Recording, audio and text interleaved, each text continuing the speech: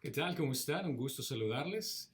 Aquí en esta ocasión estoy solo. Hemos decidido con Pastor Greg el poder dividir fuerzas y él encargarse de las preguntas y respuestas bíblicas en versión inglés. Nosotros vamos a hacer aquí la versión en español, así para poder ministrar tanto a la congregación a nivel español y a nivel inglés. Así que, bueno, realmente es una lástima el hecho de no poder conversar con Greg en este momento con preguntas que tenemos y al final las opiniones, pero al final de cuentas queremos ministrar a toda la congregación de forma equitativa. Así que síganos enviando sus preguntas, vamos a responderlas tanto en inglés como en español y así incluso pueden compartir estas respuestas con diferentes personas en diferentes idiomas. Así que vamos a comenzar y me gustaría que estén conmigo también en oración. Padre Santo, Señor, gracias te doy por este tiempo que me das de poder ministrar a todas las personas que están escuchando este mensaje. Bendíceme con tu espíritu, con entendimiento, Señor, y claridad el mensaje que voy a explicar en cada una de las respuestas. Te lo pido en Cristo Jesús. Amén. Bueno, vamos a tratar de hacer esto aquí, solo a ver cómo me sale todo, pero esperamos que sean claras las respuestas. Y entre algunas de las preguntas que hemos tenido, hay una relacionada con respecto a cómo hacemos esto, cómo respondemos preguntas a ciertos tipos de inquietudes que la gente tiene con respecto a la Biblia, con respecto a Dios, con respecto a religiones. Y algunos me han preguntado cómo inicio esto, cómo comienzo a responder preguntas de este estilo. Y va relacionado con esta pregunta. La primera pregunta que tiene que ver, ¿cómo puedo responder efectivamente a preguntas bíblicas? ¿Cómo podemos hacer para responder a aquellas inquietudes que la gente tiene, tanto creyentes como no creyentes, acerca de Dios, acerca de qué es lo que está nuestra fe? Y es por eso que necesitamos tener conocimiento acerca de lo que significa este conocimiento de lo que es apologética. Ahora, ¿qué es apologética? Apologética viene de la palabra griego que viene apología. Esto significa dar una defensa verbal acerca de lo que crees, el poder explicar racionalmente el por qué crees lo que crees. Podemos ver pasajes muy claros que hablan acerca del por qué la creencia. Por ejemplo, en Hechos capítulo 22, versículo 1 dice, hermanos y padres, escuchad mi defensa que ahora presento ante vosotros. Como puedes ver, al inicio de la iglesia, vimos que los apóstoles comenzaron a explicar razonablemente el porqué de creer en Jesucristo, el porqué confiar en Él. Considera que los judíos en ese entonces tenían las escrituras, tenían tradición, y de pronto sale este personaje que muchos anticipaban como el Mesías y que los líderes religiosos realmente no confiaron porque ellos tenían otra expectativa acerca de quién iba a ser este Mesías, de qué es lo que este Mesías iba a ofrecer. Entonces, tanto los apóstoles como Pablo después comenzó a explicar y a razonar tanto con judíos y después con gentiles, que vienen a ser los no judíos, acerca de quién es este Jesús, de que Él era el Mesías y cómo usando las escrituras, explicando a la gente, podían entender quién era Él. Esto podría denominarse como una especie de apología, como una práctica de apología. En 2 Corintios 10, del 5 al 6, dice, destruyendo especulaciones y todo razonamiento activo que se levanta contra el conocimiento de Dios y poniendo todo pensamiento en cautiverio a la obediencia de Cristo. Aquí, por ejemplo, podríamos aplicar el hecho de que cuando una persona no creyente te hace preguntas acerca de lo que crees, acerca de tu fe, acerca de Dios, e incluso comienza a menospreciar lo que tú piensas que es verdad, lo que tú conoces que es verdad. Aquí en las escrituras hablan el hecho de que tienes que tomar toda especulación, todo razonamiento altivo que se levante en contra del conocimiento de Dios y ponerlo cautivo en obediencia a Cristo. ¿A qué se refiere esto? No significa el hecho que tengas que poner cautivo a la persona que te está haciendo todas estas inquietudes, sino el hecho de que tienes que atacar el razonamiento, el pensamiento, no a la persona, sino el pensamiento y la idea errónea. Y esto se utiliza apologética, el poder utilizar ese conocimiento que tú sabes y el exponer esa verdad y sacar esa luz a las mentiras y destruir cualquier tipo de razonamiento equivocado que la gente tenga acerca de Dios, acerca de las Escrituras, y así incluso poder explicar mejor quién es Cristo. Primera de Pedro 3:15 habla, sino santificad a Cristo como el Señor en vuestros corazones, estando siempre preparados para presentar defensa ante todo el que os demande razón de la esperanza que hay en vosotros, pero hacedlo con mansedumbre y reverencia. Dios nos está enseñando aquí que tenemos que estar preparados para dar respuestas. Tenemos que estar listos para poder explicar acerca de lo que creemos, explicar acerca del porqué de nuestra fe. Y no necesitas ser un teólogo, un académico para hacer esto, sino que necesitas tener un conocimiento de lo que crees. La apologética es una rama del cristianismo que se ocupa en responder a los críticos que se oponen a cuestionar la revelación de Dios y de Cristo en las Escrituras. Entonces nosotros como cristianos vamos a ser obedientes a la palabra de Dios y debemos de conocer acerca de qué es lo que dice, a quién representamos. Si somos cristianos, somos embajadores de Cristo y por ende debemos de representarlo de la mejor forma. Esto puede incluir estudio de materiales como la transmisión de manuscritos, puedes utilizar como apologética, obviamente, la filosofía, la biología, matemáticas, evolución, lógica, todo este tipo de herramientas se usan como apologética. Y fue a través de la apologética en forma personal que yo llegué a conocer a Dios. El hecho de que Dios utilizó este sentido de entender quién era Él por medio de la razón. Las personas pueden llegar a conocer a Dios de diferentes formas y hay 4 características especiales en las cuales las personas llegan a conocer a Dios. Uno viene a ser por medio de las Escrituras, el otro viene a ser por medio de la tradición, el otro viene a ser por medio de la razón y el otro por medio de las emociones. ¿A qué me refiero con cada una de ellas? Por ejemplo, las Escrituras. Obviamente, el leer las Escrituras es el hecho que te da a conocer más acerca de quién es este Dios en particular, porque la mayoría de personas tiene conocimiento de un Dios, que existe un Dios, pero la Biblia habla acerca de este Dios verdadero, el cual podemos relacionarnos. Después viene la tradición. Muchos de nosotros hemos conocido a Dios y podría decir que esta fue la primera experiencia que tuve acerca del conocimiento de Dios. El hecho de que hemos nacido en una cultura o en una tradición religiosa en la cual nuestros padres y sus padres enseñaron acerca de quién es un Dios, de cómo tenemos que alabarlo, dónde tenemos que ir para poder orar, y diferentes características acerca de ese Dios que conocemos por medio de esta religión que fue heredada de generación en generación. Otra viene a ser la razón.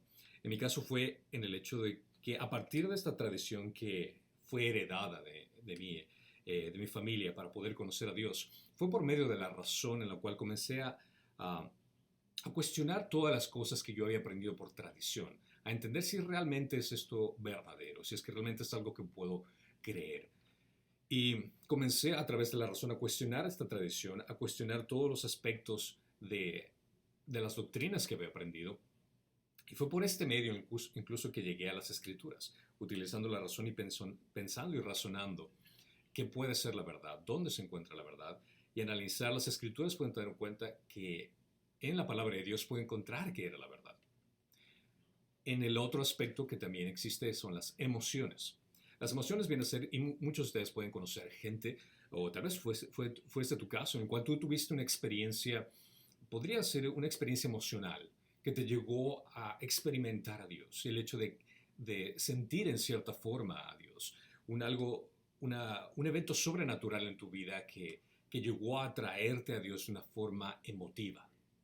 A partir de eso puede ser que esta experiencia emotiva te llegó a razonar acerca de la existencia de Dios o fuiste directamente a las Escrituras, pero usualmente este tipo de canales para conocer a Dios, el aspecto de las Escrituras, el aspecto de la tradición, el aspecto de la razón y de las emociones, son los canales en los cuales la gente se dirige para conocer a Dios, directa o indirectamente, y te mueves de uno a otro de estos canales. Para explicar acerca de Dios necesitas una referencia, necesitas un fundamento. Y obviamente la Biblia es donde vas a escuchar y vas a aprender acerca de ese fundamento correcto de quién es Dios. Esta es la única fuente para dar una respuesta sobre quién es Jesús. Este método de apologética es más común y la gente utiliza esto sin darse cuenta que está haciendo apologética. Considera que el responder preguntas con respecto a Jesús y de pronto tú abres la Biblia y explicas acerca de quién es Jesús, estás haciendo apologética, estás explicando, estás dando una razón acerca de vuestra fe. Por lo que dice aquí en 1 Pedro 3:15, estás explicando acerca de quién es Jesús, de por qué crees en Jesús. Y puedes utilizar cualquier otro libro, puedes utilizar lógica, razonamiento, cualquier otra técnica, pero fundamentalmente la palabra de Dios es donde vas a poder utilizar para dar una razón específica del por qué crees en Cristo específicamente. La explicación de pasajes bíblicos para aclarar las dudas de un no creyente tiende a caer más en la categoría de apologética, es decir, dar razón a aquellas personas que no creen en Dios y tú ayudas a aclarar cualquier duda que ellos tengan para poder tener un entendimiento más directo acerca de quién es Dios. Cuando tú utilizas la Biblia y explicas acerca de Jesucristo a un creyente, esto viene a ser un poco más en el sentido de discipulado. Entonces hay una diferencia entre apologética aplicada a un no creyente y discipulado explicado a alguien que quieres que crezca en el conocimiento de Dios. Todo cristiano, como mencioné, está llamado de algún u otro nivel a defender su fe y las razones por qué crees lo que crees. Debes estar preparado y hacer esto de antemano. Y toda apologética debe hacerse con gentileza. Recuerda que no se trata de destruir a la persona, no se trata de humillar a la persona con conocimiento. ¿De qué sirve el hecho de que tengas una conversación con alguien y lo destruyas? Es decir, la reputación de la persona y lo humilles en frente de otra persona cuando realmente no se trata de eso, no se trata de ganar una medalla por el hecho de ganar un debate o por el hecho de humillar a alguien por su conocimiento o su falta de conocimiento de Dios. El punto principal aquí es el hecho de poder aclarar cualquier duda, cualquier argumento que tengan. Es decir, que estás atacando a la idea, estás atacando al pensamiento, pero como dice aquí las Escrituras, tienes que hacerlo con mansedumbre y reverencia.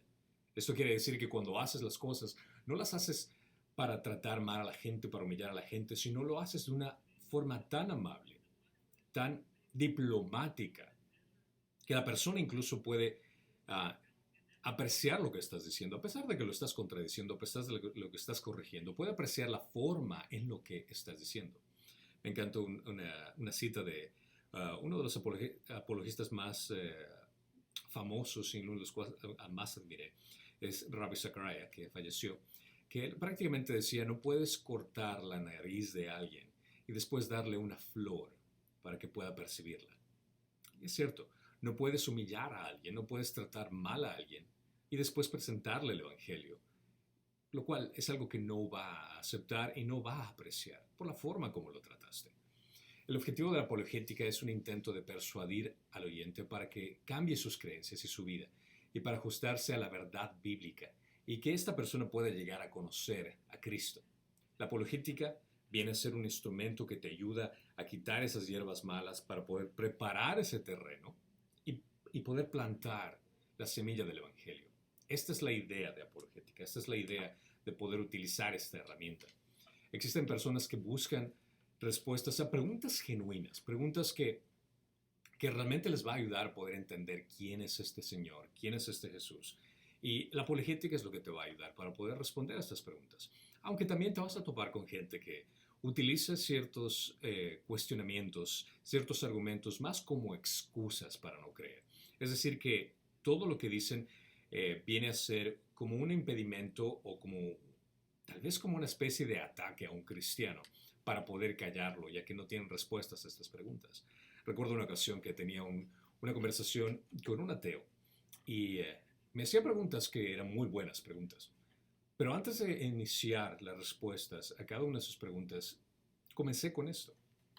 Le dije, si puedo responder razonablemente a cada una de tus preguntas, ¿dedicarías o rendirías tu vida a Cristo?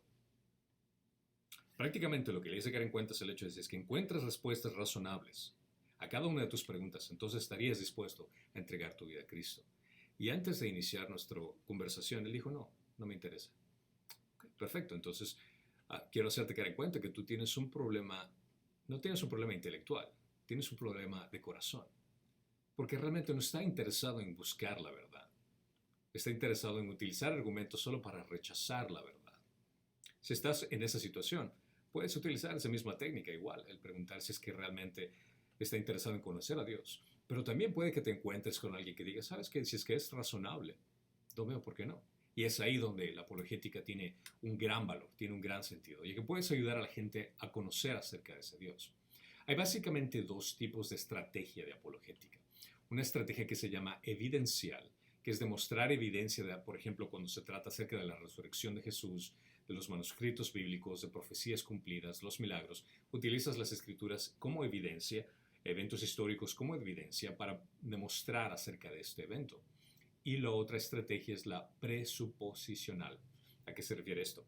Se trata acerca de se ocupa de las presuposiciones de aquellos que se oponen al cristianismo por las presunciones que afectan la forma en que una persona ve la evidencia y la razón. Es decir, este tipo o estrategia de apologética presupone ciertas características que ya debe la persona conocer de antemano. En otras palabras, tú asumes ya la existencia de Dios, tú asumes el conocimiento de la palabra de las Escrituras y solo te encargas de construir sobre ese fundamento. No se encarga de defender el fundamento, sino se trata de construirte sobre ese fundamento. Ahora bien, esto no significa que debas de tener, como mencioné, un doctorado o que tengas que ir al seminario para ser un apologista, lo cual, bueno, déjame decirte, te va a ayudar muchísimo. Pero inicias con los retos que tengas presentes. Debes estar dispuesto al menos a dar una respuesta de tus creencias. Y si no puedes, comienza a estudiar.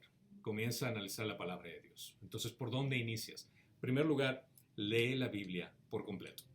Tienes que conocer exactamente a quién estás representando. Y al leer la Biblia vas a tener un contexto acerca de quién es Dios, quién es el Espíritu Santo, quién es Jesucristo, cuál fue el plan de todo lo que menciona la Biblia, de qué se trata y el tema principal de toda la Biblia, qué es lo que es el Antiguo Testamento, qué es lo que es el Nuevo Testamento, cómo se dividen en la categoría de cada uno de los libros, y así puedes dar una razón específica de lo que tú crees. Yendo en esto, cuando ya lees la Biblia, te aconsejaría que puedas leer libros que te ayuden a tener una conversación más práctica. Hay un libro que te aconsejaría muchísimo que vale la pena. Lo puedes encontrar en Amazon, que es Tácticas, un plan de acción para debatir tus convicciones cristianas. Este libro es fabuloso, porque aquí lo que vas a aprender es cómo poder conversar con la gente, cómo poder tener esa conversación práctica con las personas que les va a ayudar a entender el porqué de las cosas. Este libro no te va a dar respuestas bíblicas, no te va a dar respuestas acerca de por qué de las cosas, el porqué de milagros o cosas por el estilo. No, no vas a encontrar nada de esto en este libro. Este libro lo que te va a ayudar te va a ayudar a cómo tener esas conversaciones y cómo dirigir esas conversaciones de tal forma en que la gente pueda entender el mensaje de la palabra de Dios, pueda entender el razonamiento. E incluso, este libro te puede ayudar a descubrir aquellos pensamientos erróneos que la gente tiene y poder guiar la conversación de una forma razonable y entendible. Así que este sería el libro que aconsejaría a todos a que lean para que puedan tener una conversación y hablar acerca de quién es Dios y qué es lo que dicen las Escrituras. Entonces, si vamos nuevamente en este orden, primero tienes que entender lo que dice la Biblia. Segundo, este libro sería excelente de cómo maniobrar conversaciones. Tercero, puedes leer cualquier otro libro de apologética que trate acerca de estos tipos de información, acerca del origen de la vida, del significado de la vida, de la moralidad, del destino. Y puedes leer libros que hablen de este tipo de temas.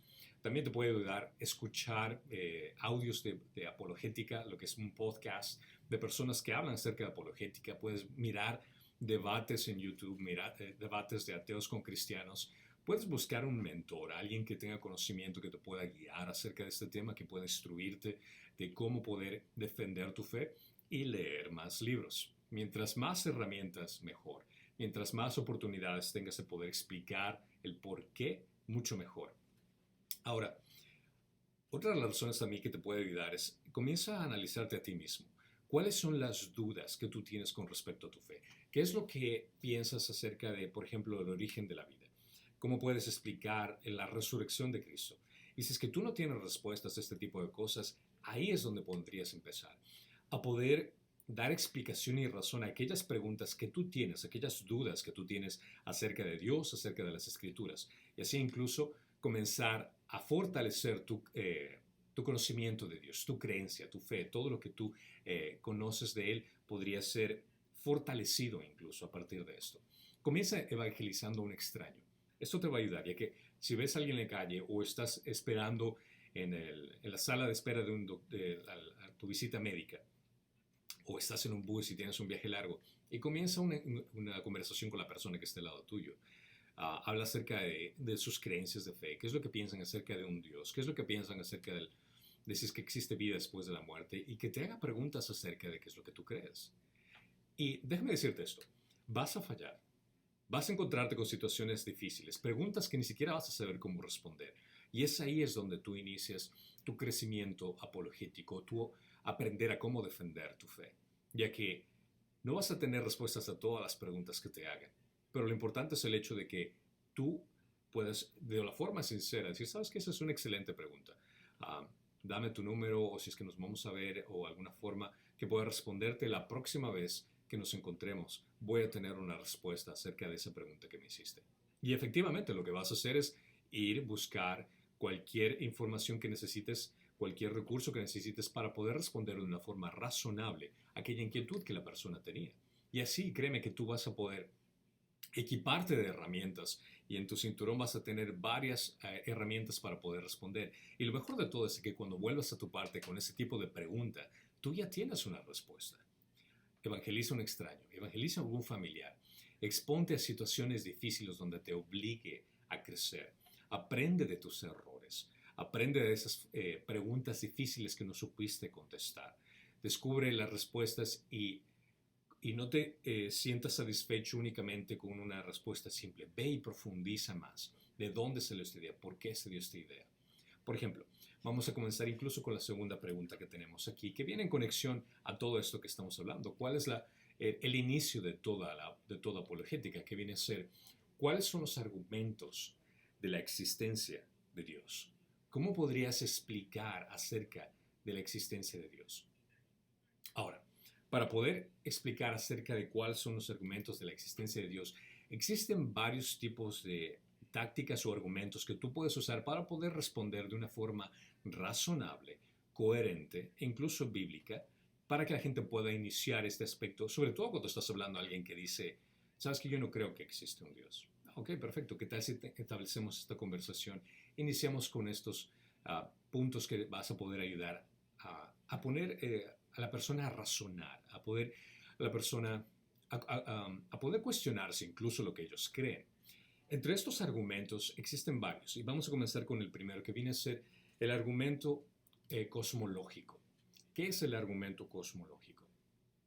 El argumento cosmológico es una estrategia para explicar acerca de la existencia de un Dios y habla acerca del punto de que hay un universo y existe un universo en lugar de que no existe nada.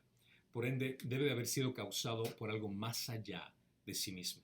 Es decir, que todo lo existente, la materia existente, la razón que existe es porque algo que es fuera de lo existente, fuera de la materia, debe haberlo creado.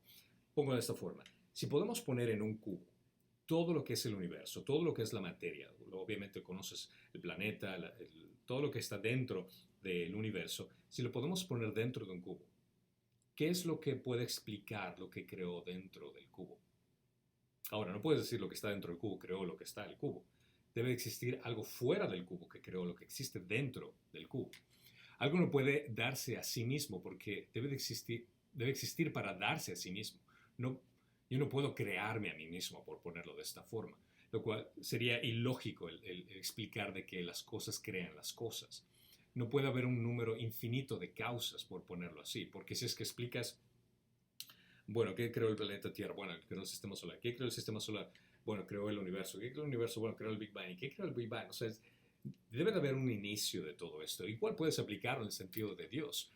Dado que el universo existe, debe de tener una causa. El universo no pudo haberse causado por sí mismo. Y la causa la respuesta más razonable es el hecho de que un ser supremo fuera del cubo tuvo que haber causado todo lo que existe dentro del cubo. Hay una explicación que Tomás Aquino, que fue de 1224-1274 que vivió, que tenía una versión de este argumento que dice, de este argumento cosmológico, que afirmó que las cosas en el movimiento no podrían haberse puesto en movimiento, sino que se debe hacer que se muevan. No puede haber una regresión infinita de motores. Por lo tanto, debe haber un mover inmóvil que inició esto. Este motor inmóvil es Dios. Es decir, que incluso al considerar de que todo lo que funciona en el universo tiene que haber sido movido por algo fuera del universo.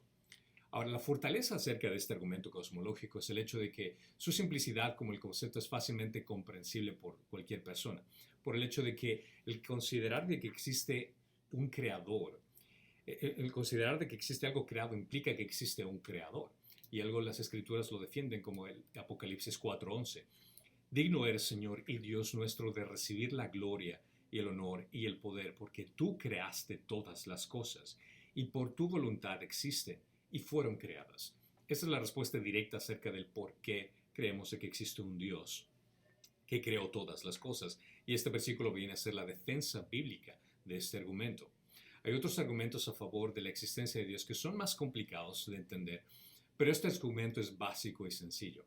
Es perfectamente lógico afirmar que los objetos no se dan por sí mismos y deben, por tanto, tener causas, es decir, algo que originó este evento, esta situación. La ley de la casualidad dice que todas las cosas finitas son causadas por algo distinto a sí mismo.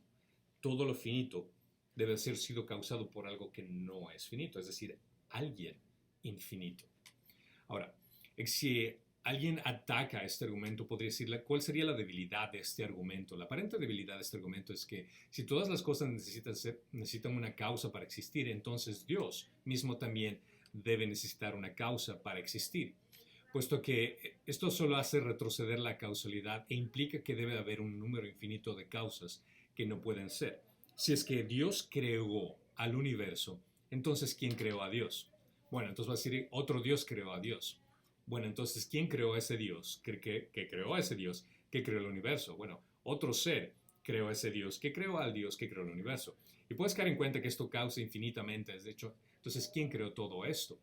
El problema correcto sería en que todas las cosas llegaron a existir y deben de tener una causa. Pero como leemos en Génesis, aquí explica que en el principio creó Dios los cielos y la tierra. Si analizas solo este versículo de forma tan simple, aquí se está hablando el hecho de que al principio, es decir, tiempo, creó Dios los cielos y la tierra, materia, espacio. Entonces, cuando consideramos el hecho de que existe un Dios que creó el tiempo, que creó la materia, que creó el espacio, esto quiere decir que este Dios está fuera del tiempo, está fuera de la materia y no está confinado por un espacio. Por ende, el creer que existe un Dios infinito, sobrenatural, que creó lo que significa el tiempo, lo que significa la materia y lo que significa el espacio, no puede estar limitado por estas características que él mismo ha creado. Dios no llegó a existir. Dios siempre ha existido. Entonces el argumento cosmológico funciona para el cristiano, ya que da una razón lógica del por qué un creador puede haber creado lo que nosotros conocemos. Otro argumento que también te puede ayudar, que viene a ser el argumento teleológico. ¿Qué es el argumento teleológico? El argumento teleológico viene a conocerse como el argumento del diseño. Cuando hablamos acerca del argumento teleológico, hablamos del argumento de que un diseñador debe de existir, ya que el universo y los seres vivos que existen son marcas de diseño y orden consistente. Este argumento viene a ser muy famoso por este personaje, William Paley, desde 1743 que murió hasta 1805, que utilizó este argumento utilizando la representación de un reloj. Si es que tú vas caminando por un valle o cualquier lugar, un desierto o la selva, y de pronto te encuentras con un reloj, este reloj te da el entendimiento de que lógicamente fue diseñado por alguien, fue creado por alguien. Sería absurdo el considerar que caminar por un lugar desértico, por una selva, y te topes con un instrumento que está tan finamente entonado, que está diseñado para un propósito específico, que podría considerarse que fue causa de algo aleatorio. No tendría lógica, realmente no tendría una respuesta razonable el pensar de que algo que tuvo un diseño, un propósito específico, haya sido causado de una forma aleatoria. La vida y el universo vienen a entenderse de esta misma forma. Es natural concluir que hay un diseñador, ya que vemos cuán perfectamente operan las cosas y las formas que se dan en la vida.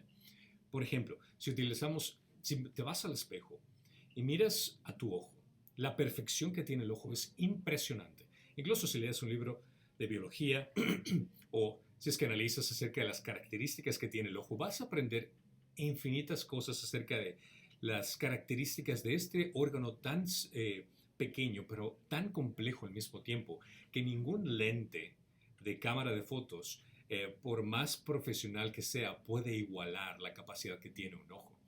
Y esta es una gran característica de la función que tiene y las partes que conlleva, que dan una razón de que un ser inteligente dio la información a tu cuerpo para que pueda desarrollarse este ojo de una forma tan precisa y tan perfecta. Por ponerlo de esta forma, en el orden y el orden y la colocación útil que impregna un sistema respectivamente implica inteligencia y propósito como la causa de ese orden y colocación. Dado que el orden y la colocación útil impregnan el universo, debe existir una inteligencia adecuada para la producción de este orden y una voluntad adecuada para dirigir la colocación hacia fines útiles. Esta es una descripción de Augustus Hopkins en su teología sistemática. Entonces, las fortalezas de este argumento vienen a decir que si consideras que cualquier artefacto humano, por ejemplo, la computadora, televisión o teléfono por el cual estás viendo este video, fue diseñado de una forma por un personaje inteligente, por un creador inteligente, es lógico el asumir que el universo y cada elemento, por ejemplo, la forma como está el sistema solar, el hecho de que el planeta Tierra está en el lugar perfecto, que si estuviera un poco más cerca nos quemaríamos, si estuviéramos un poco más lejos nos moriríamos de frío. Y todo está diseñado, la fotosíntesis, el proceso del agua, tu cuerpo mismo, cómo se regenera, todo está perfectamente diseñado, lo cual implica de que hubo un diseñador inteligente. Los humanos somos diseñadores por naturaleza y es natural pensar que en términos prácticos nosotros tenemos un propósito y nosotros creamos las formas, creamos todo igual con esta perspectiva, con un propósito. En Romanos 1:20 menciona, porque desde la creación del mundo sus atributos invisibles, su eterno poder y divinidad se han visto con toda claridad, siendo entendidos por medio de lo creado, de manera que no tienen excusa. Es decir, si es que tú analizas todo lo que existe en el mundo y la forma de la perfección que existe, nadie puede ir ante Dios y decir, yo no tuve evidencia de tu existencia. No existió ninguna razón lógica para darme cuenta de que tú existías. Cuando si analizamos por medio de este argumento el hecho de que como todas las cosas existen a la perfección y tienen una función específica, esta es una razón por la cual podemos deducir que existe un diseñador inteligente. Los evolucionistas tienden a explicar las cosas de el por qué funcionan como funcionan, pero no cómo se dieron para que funcionen de esta forma. Ellos tienen dificultades en explicar el diseño aparente en los objetos, como por ejemplo el diseño del ojo, de tu cerebro. La complejidad que tiene el cerebro es impresionante, mucho mejor que cualquier computadora. Incluso el ADN. El ADN es impresionante, las proteínas, cómo funcionan, el hecho de que lleven la información para poder crear cada parte de tu cuerpo. Si solo quieres hacer un estudio del ADN, es impresionante lo que puede ocurrir dentro de una célula para que pueda dar la información que cree cada una de las partes de los organismos de tu cuerpo y la complejidad que tiene. Esto es algo que al comparar incluso el famoso Bill Gates mencionó que el ADN, la información que existe en el ADN es mucho más profunda que cualquier sistema de programación que se pueda crear por cualquier ser humano.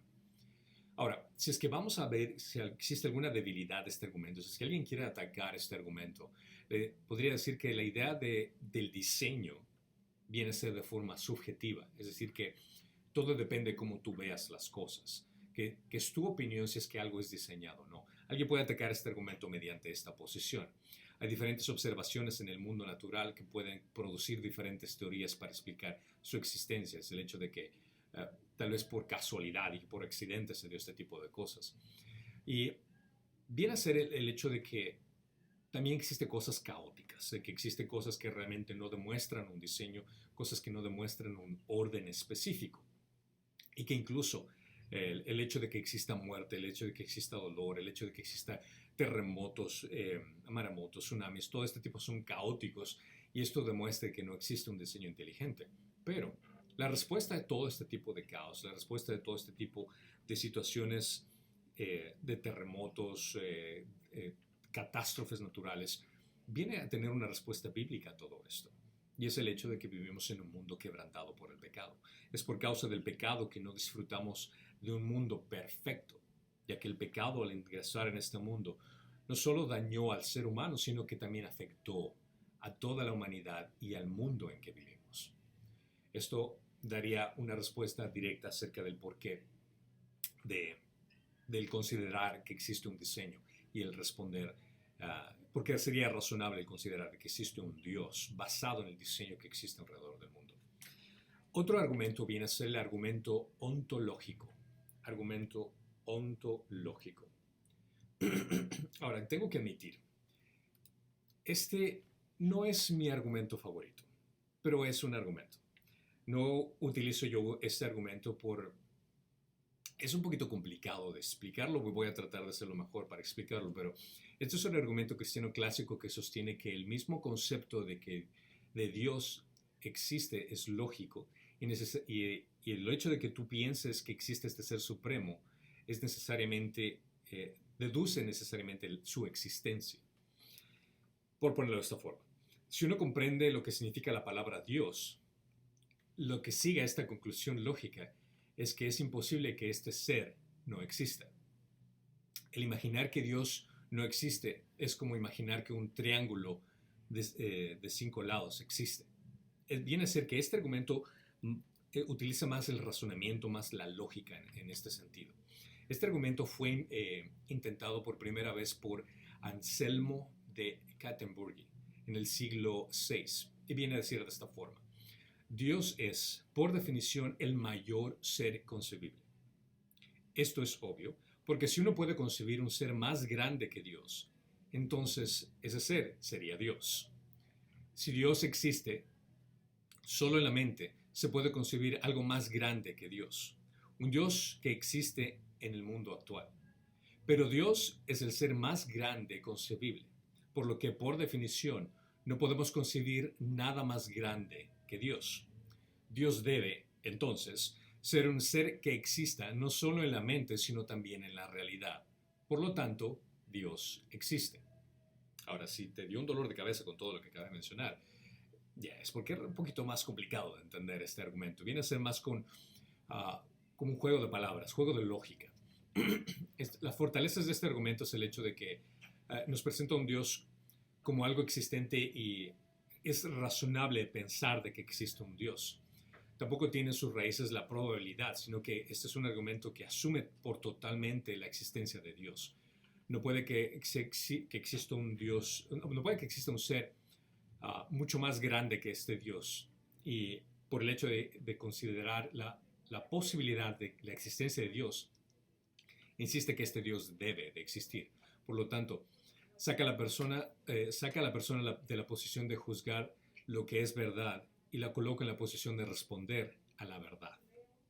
Dios existe, en otras palabras, porque pienso que existe y debe existir un ser tan grande como Dios, por ende Dios debe de existir. Pero si estás entendiendo acerca de este argumento, más o menos de lo poco que puedo explicar, existen algunas debilidades de este argumento, porque este argumento, en primer lugar, es muy confuso de entender. Segundo, peor aún, también puede ser que es solo un juego semántico de palabras, un juego de un argumento utilizando palabras al utilizar esto. Incluso muchos cristianos lo encuentran poco convincente y un poco difícil de utilizar. Y al mismo tiempo, podrías argumentar la existencia de cualquier ser mitológico a utilizar este argumento. Por lo general, yo no utilizo este argumento, entiendo su existencia, entiendo por qué existe, algunas personas lo utilizan, admiro a aquellas personas que lo hacen, pero a mí por lo general no me gusta utilizar este argumento. Y por último se encuentra el argumento antropológico. El argumento antropológico viene a ser uno de mis argumentos favoritos, ya que este argumento viene a dar una razón un poco más clara utilizando lo que también se conoce como el argumento de la moralidad. Si es que has escuchado acerca del argumento antropológico, también es conocido como el argumento de la moralidad. Este argumento habla acerca de que todas las personas reconocen un código moral, que algunas cosas son correctas y otras cosas son equivocadas, que todo existe en este mundo y podrías determinarlo como algo bueno o algo malo.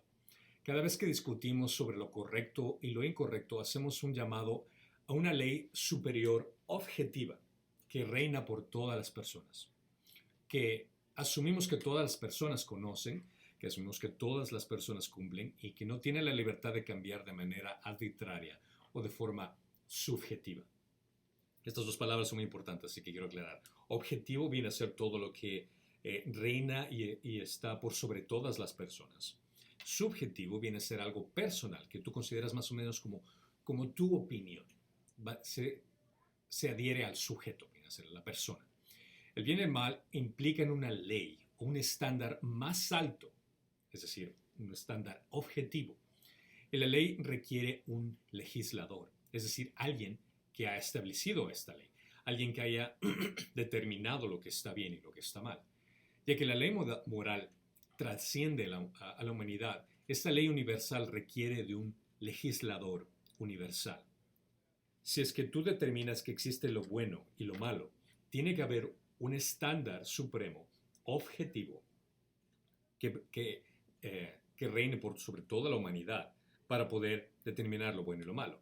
Este estándar tiene que haber sido legislado por un ser supremo.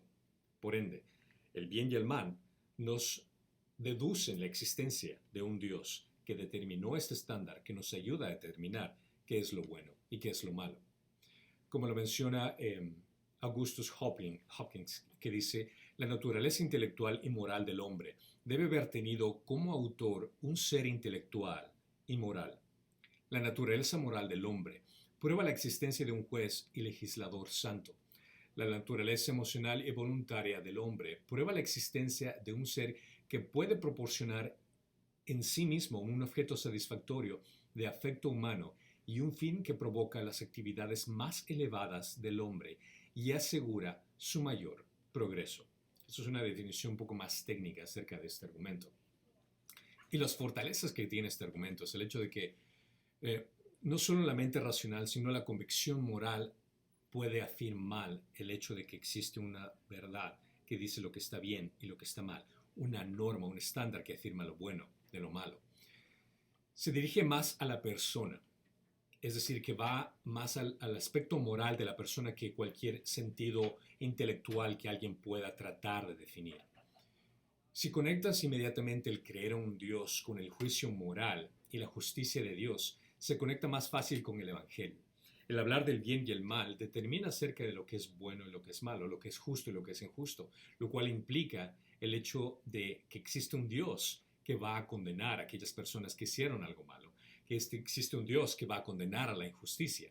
Y en este argumento puedes utilizar el Evangelio. Es por eso que me gusta más este argumento, porque este argumento puede dirigirte más fácilmente a poder presentar el Evangelio. El Evangelio, es decir, el mensaje, el buen mensaje, las buenas noticias de que considerar que todos somos pecadores, no existe ninguna persona que sea buena y por ende Dios tiene que castigar a todo ser humano que ha quebrantado la ley perfecta que está por sobre toda la humanidad.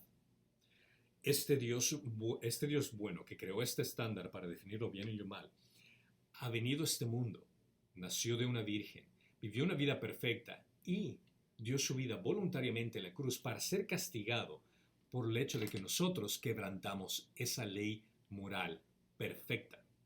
Cuando nosotros estamos convencidos de que este Dios entregó su vida por nosotros y que este Dios fue castigado en nuestro lugar, nosotros somos eliminados de la condenación de ese pecado, de haber quebrantado esa ley perfecta, ya que el Dios fue castigado en sí mismo, en Jesucristo, en su Hijo. Dios Padre castigó con toda su ira a Jesucristo en nuestro lugar. Esto viene a ser el mensaje del Evangelio. Aquellos que todo el que reconoce su condición pecaminosa y se arrepiente de sus pecados y confía única y exclusivamente en el trabajo culminado de Jesucristo en la cruz, viene a liberarnos de esta condena por haber quebrantado esta ley suprema dado por este ser supremo. Por eso me gusta este argumento, porque da esta conexión del Evangelio con el razonamiento del por qué existe un Dios que tiene el juicio moral y la justicia para poder castigar a todos los pecadores.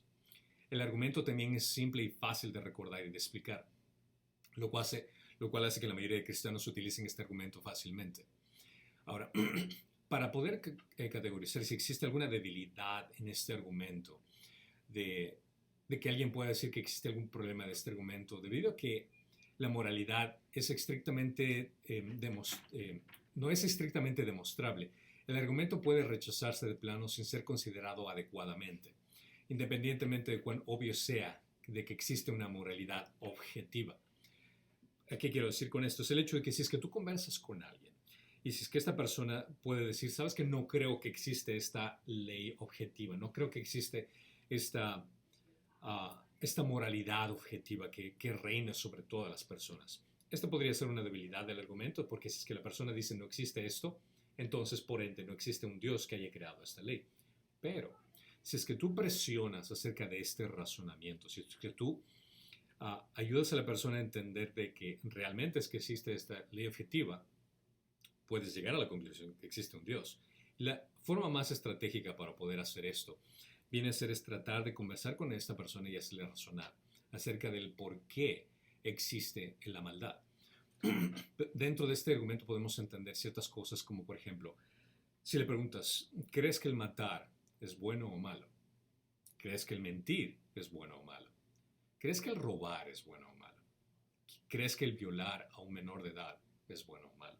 Ahora, si estás hablando con una persona coherente, te va a decir que sí es malo hacer eso. Ok, entonces, si continúas esa línea de razonamiento, tienes que preguntar inmediatamente, ¿es malo porque es tu opinión, porque tú piensas que es así? Si es que esa persona ha descartado esa ley objetiva, no tiene más que decir que sí, a mí me parece que está mal y es razonable que todas las personas que estén mal. Tienes que detenerlo porque estás diciendo, bueno, estás imponiendo tu ley subjetiva a otra persona. Estás asumiendo que otra persona tiene que pensar de la misma forma que tú piensas, que otra persona tiene que asumir el bien y el mal de la misma forma que tú lo asumes. Y la gente va a decir, bueno, es que es sentido común.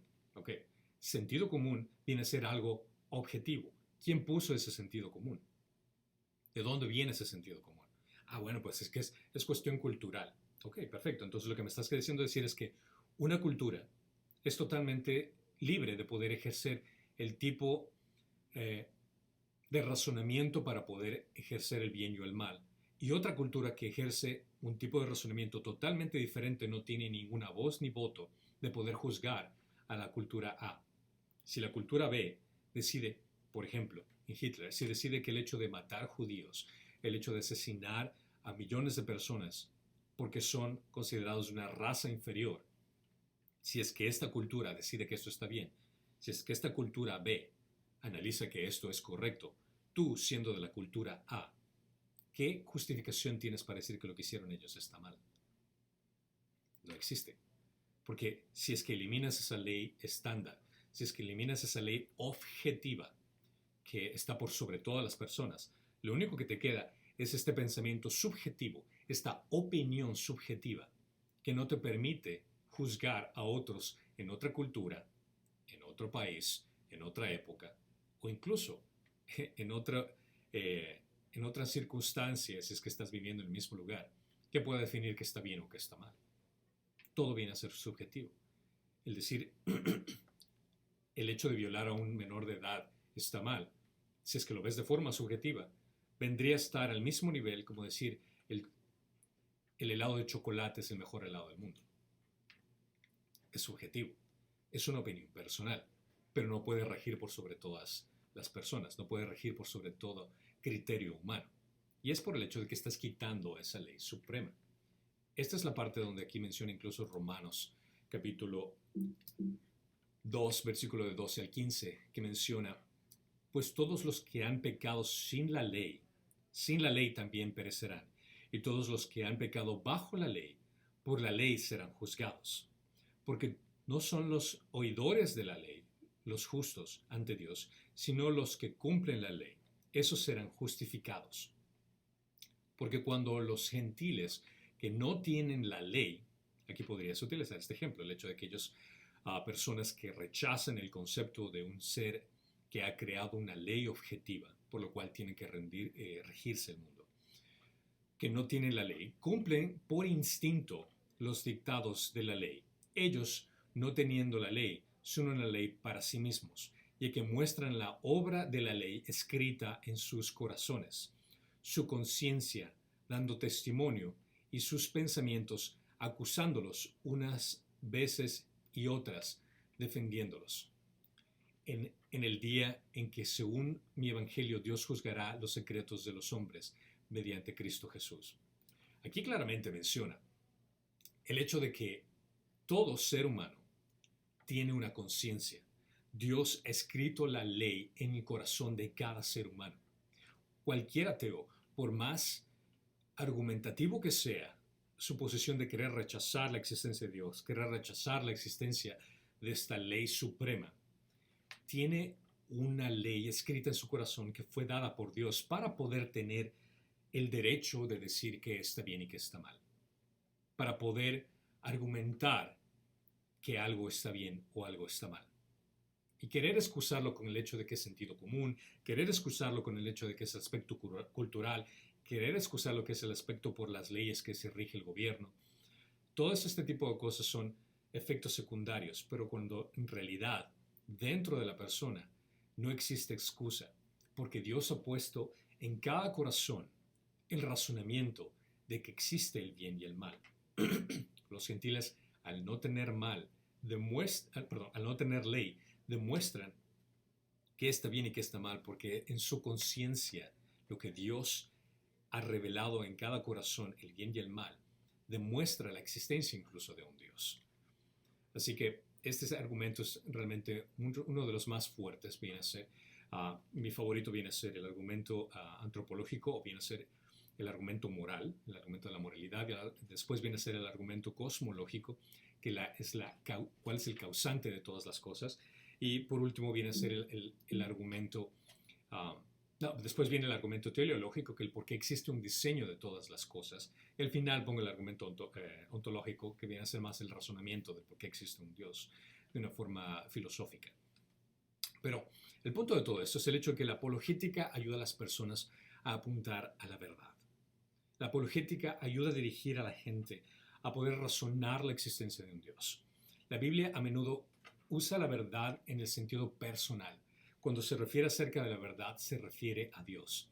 Entonces, la verdad escrita en las Escrituras representa fidelidad, confiabilidad, integridad y coherencia. Todos estos son atributos divinos. Todos estos son atributos entregados por Dios. Por ejemplo, en Juan 17:3 menciona: y esta es la vida eterna, que te conozcan a ti, el único Dios verdadero, y a Jesucristo, a quien has enviado. El conocer la verdad nos hará libres. La verdad viene de Dios, porque Dios es verdad. Juan 14:6 dice: Jesús le dijo: yo soy el camino, la verdad y la vida. Nadie viene al Padre si no es por mí. Jesús es la verdad, Dios es la verdad, el Espíritu Santo es la verdad. Los tres, siendo uno, son la verdad. Cuando nosotros utilizamos la apologética, nuestro llamado es de quitar cualquier tipo de telaraña que tenga la gente en su pensamiento, de razonamiento ilógico, de pensamiento equivocado, para poder presentar el Evangelio de la mejor forma, para poder tratar a la gente de que entiendan esa verdad. La gente está contaminada con diferente tipo de información, con diferente tipo de conocimiento equivocado que el mundo trae. Cuando tú aprendes acerca de Dios por medio de su palabra, cuando aprendes a tener conversaciones coherentes con la gente por medio de diálogos razonables y utilizas la información de respuestas razonables a cualquier tipo de inquietud que la gente tenga, estás ayudando a aclarar que las personas puedan ver a Dios. Estás ayudando a quitar todo ese tipo de razonamiento equivocado, poner cualquier pensamiento cautivo a los pies de Cristo, poner cualquier pensamiento erróneo a los pies de Cristo. Recuerda que nuestra estrategia viene a ser a atacar al pensamiento, atacar a cualquier idea equivocada, no a la persona. No se trata de destruir a la persona, se trata de destruir el argumento que la persona ha creído, esa mentira que la persona lamentablemente ha sido confundida, que esa persona ha sido engañada. Cuando tú logras aclarar ese tipo de ideas erróneas, es ahí donde tienes que presentar el Evangelio. Es ahí donde tienes que presentar las buenas noticias. Y considera que no en todas las conversaciones que vas a tener vas a salir exitoso. En ninguna de las conversaciones que he tenido podría decir que todas he tenido victoria, que todas he salido victorioso en el hecho de que la gente recibe a Cristo en ese momento. No, al contrario. La mayoría de conversaciones llega tal vez al aspecto de algunos casos ha venido que intento comenzar la conversación y de pronto me hacen una pregunta que no sé cómo responder. Digo, buena pregunta. Voy a analizar esta pregunta y voy a dar una respuesta después. Me topo con esta persona nuevamente o puede ser con otro individuo y me hacen esta pregunta y aclaro esa respuesta. Y puedo tal vez eliminar cualquier duda que la gente tenga, pero la gente se va y no le interesa continuar adelante. Ok, perfecto. Puede tal vez el hecho de que me tope con alguien que aclare sus dudas, que pueda explicar razonablemente cualquier pregunta que tenga con respecto a Dios, con respecto a la Biblia, con respecto a la fe. Y de pronto me da la oportunidad de poder explicar el Evangelio. Y excelente. Pero tal vez la persona no necesita recibir a Cristo en ese momento. Está bien. Mi trabajo no es de convencer a la gente en el sentido de transformarla. Mi trabajo es únicamente informarla. Mi trabajo es únicamente de plantar esa semilla del Evangelio en el corazón de esa persona. Nosotros no estamos llamados a transformar a la gente, sino de llevar ese mensaje del Evangelio de una forma eficaz, de una forma razonable, con mansedumbre, con cordialidad, con diplomacia. Recuerda que las Escrituras nos mencionan que tenemos que ser astutos como serpiente, es decir, que tenemos que pensar de una forma en la cual podamos hacer entender a las personas de la forma correcta, pero dóciles como palomas. No tenemos que ser agresivos, no tenemos que ser groseros, no tenemos que tratar a la gente mal, ni menospreciarlos por la falta de conocimiento que tal vez tengan con respecto a Dios. Tenemos que ser amables, porque considera que cada persona está cautivo a la mentira, son esclavos de la mentira, están encadenados a un mundo de mentira. Y si es que tú lo tratas mal, si tú lo humillas, ¿crees que ellos van a querer ir a Dios considerando que tú eres su representante? Lamentablemente muchas personas rechazan a Dios por nuestras actitudes. Y eso está mal. Deberían de ver a Dios reflejado en nuestras actitudes, deberían de ver a Dios reflejado en nuestro comportamiento. Así que recuerda que eres un embajador de Cristo y debes de representarlo de la mejor forma. Esto es todo lo que tengo para ustedes con respecto a estas preguntas. Espero que haya sido de ayuda de sus inquietudes. Y si tienen cualquier inquietud, cualquier pregunta con respecto a Dios, la Biblia, religiones, cualquier sentido de la fe, por favor envíame una pregunta a christian@calvario.org o envíame un mensaje de texto si tienes un contacto personal por medio de Facebook. Y estaré encantado de responder cualquier tipo de inquietudes que tengan. Espero que haya sido bendición y poderlos vernos la próxima semana, que va a ser, bueno, la próxima semana va a ser en inglés y la siguiente semana, después de 2 semanas, vamos a hacerlo nuevamente en español. Mientras tanto, que Dios los bendiga grandemente, cuídense y vayan a servir a su Rey.